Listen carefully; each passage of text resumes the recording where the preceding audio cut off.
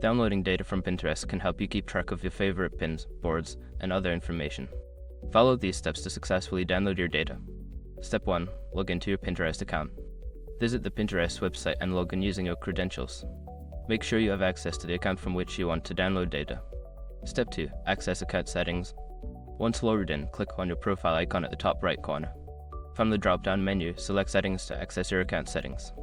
Step 3. Navigate to Data Privacy.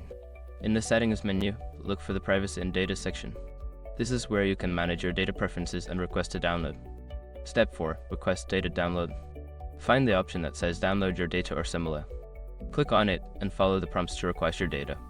You may need to verify your identity or confirm your request. Step 5. Check your email for data link. After your request is processed, Pinterest will send you an email with a link to download your data.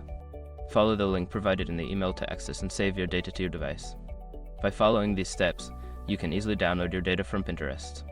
Make sure to keep your information secure and review it as needed.